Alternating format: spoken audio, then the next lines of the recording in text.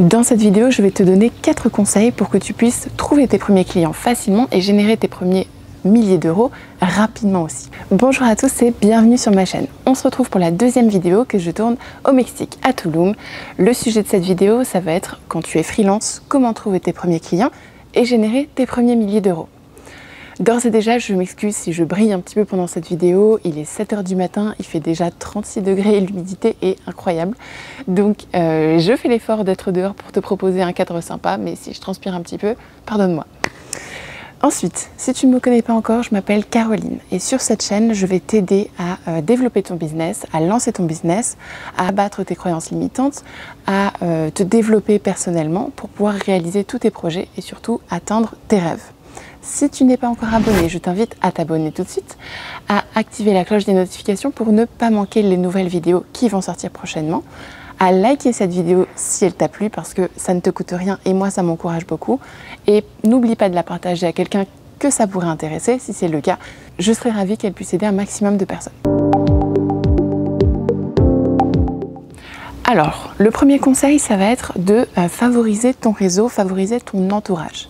J'imagine que tu connais du monde, comme tout le monde, et peut-être que ces personnes, elles ont un besoin, elles ont une entreprise, elles connaissent quelqu'un qui a un besoin, et il est vraiment très facile au départ de pouvoir commencer par son réseau plutôt que d'aller trouver des clients qui ne te connaissent pas. Je te recommande aussi de passer par ton réseau, surtout si tu n'as pas encore beaucoup de production, tu n'as pas encore beaucoup d'expérience, beaucoup de choses à montrer. Passer par ton réseau, ça va te permettre de gagner confiance en toi et de pouvoir te faire la main, entre guillemets. Ça va te permettre aussi de construire un portfolio que tu vas pouvoir ensuite présenter aux clients que tu vas démarcher qui ne te connaissent pas.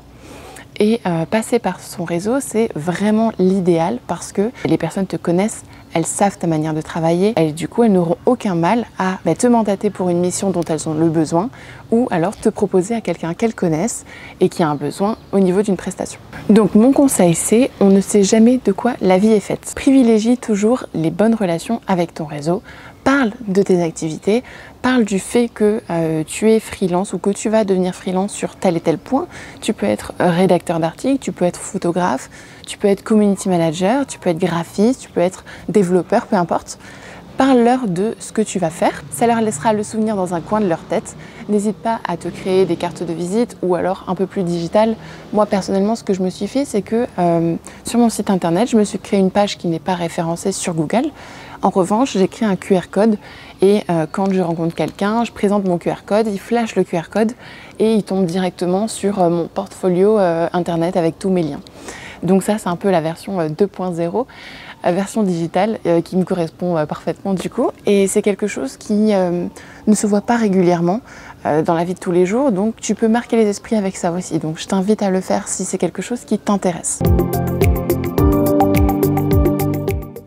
Ensuite, mon premier conseil pour pouvoir trouver tes premiers clients facilement et gagner tes premiers milliers d'euros rapidement, ça va être de définir ce que tu sais faire, quels sont tes domaines de compétences et ce que tu veux apprendre.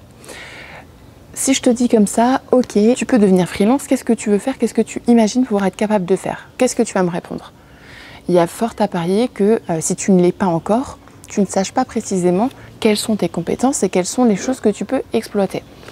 Ce que je t'invite à faire, c'est à te rendre tout simplement sur les sites de freelance. Donc je vais te les mettre dans la barre d'infos, mais comme ça à l'oral, tu as Codeur, tu as 5euros.com, tu as Les Bons Freelance, tu en as une multitude d'autres. Et rends-toi sur ces sites et tu vas pouvoir trouver les différentes catégories de freelance. Et peut-être qu'en voyant un listing de métiers, tu vas te dire « Ah mais oui, je suis totalement capable de faire ça ». Alors que si je t'avais demandé au départ, tu m'aurais simplement dit « Je sais écrire ». Donc la première chose pour moi, c'est de définir quelles sont tes capacités, quelles sont tes compétences. Donc rédige celles que tu sais déjà et n'hésite pas à te rendre sur les sites internet de freelance. Comme ça va te permettre de voir directement les différentes catégories dans lesquelles les freelances sont référencés. Et ça va te donner un peu plus de possibilités et un peu plus de chances supplémentaires de pouvoir répondre aux besoins de quelqu'un. Ensuite, s'il y a des choses que tu veux apprendre en termes de compétences mais que tu n'as pas encore, par exemple, moi, j'ai mon agence de communication marketing, mais je ne sais pas du tout développer. Par contre, je sais que le développement web, c'est quelque chose qui est très recherché. Il y a une grosse demande par rapport à ça et une faible offre. Donc je trouve que ça serait complémentaire de le rajouter à mon agence de marketing communication. C'est pourquoi je me suis donné l'objectif d'apprendre à coder. Évidemment, je ne vais pas tout arrêter et tout mettre en stand-by pour pouvoir apprendre à coder. Et c'est quelque chose que je fais petit à petit. Alors ça me prendra un peu plus de temps, mais je me fais la main, je continue à gagner de l'argent, à trouver des clients. Et un jour, cette compétence, je pourrais la rajouter dans mon portefeuille de propositions. Donc, deuxième conseil, c'est définir quelles sont tes compétences, tes capacités et également ce que tu vas apprendre pour pouvoir toujours devenir la meilleure version de toi-même et pouvoir maximiser et le fait de trouver des clients et le fait de générer des milliers d'euros. Donc mon troisième conseil, ça va être de te créer un book, un portfolio, un blog, une page Facebook, un site internet, ce que tu es en capacité de te faire et ce qui représente le mieux les prestations que tu proposes. En effet, si tu es rédacteur d'articles par exemple, on ne va pas te demander un book, on va plus te demander un blog pour pouvoir se rendre compte de tes capacités, ta façon d'écrire, de ta personnalité, etc. C'est quelque chose que pas tout le monde met en place et que pourtant quand tu vas démarcher et solliciter ton réseau ou alors que tu vas démarcher des nouveaux clients qui ne te connaissent pas, c'est vraiment quelque chose qui va te permettre de te différencier. Si en plus c'est toi qui as créé ta page Facebook, si c'est toi qui as créé ton blog, c'est toi qui as créé ton design de portfolio, etc., ça va montrer une fois de plus tes compétences, tes capacités à réaliser cette production, à réaliser ce document, à réaliser ce support média. Donc vraiment, je te recommande de pouvoir tout simplement montrer et justifier le travail que tu fournis pour pouvoir ressortir du lot et te démarquer de tes autres concurrents. C'est vraiment quelque chose qui va pouvoir te permettre de remonter dans le top du classement pour être choisi. Donc encore une fois de plus, tu mets toutes les chances de ton côté pour trouver des nouveaux clients facilement. Et enfin, pour le dernier conseil, entre guillemets, c'est l'aboutissement des 3 conseils précédents. Donc, on va récapituler. Le premier conseil, c'est de solliciter ton réseau pour tout simplement gagner en confiance en toi et pouvoir démarcher de nouveaux clients par la suite. Le deuxième conseil, ça a été de définir quelles sont tes capacités et tes compétences et ce que tu veux apprendre par la suite pour pouvoir venir renforcer ton offre. Le troisième conseil, ça va être de te faire un book, un blog, une page Facebook, un site, un portfolio, bref, toutes ces choses-là qui vont te permettre d'illustrer tout simplement les productions que tu es capable de faire pour pouvoir montrer la qualité et le professionnalisme de ton travail. Et bien sûr, la dernière chose pour pouvoir trouver ces nouveaux clients facilement et générer ses premiers milliers d'euros, ça va être de démarcher.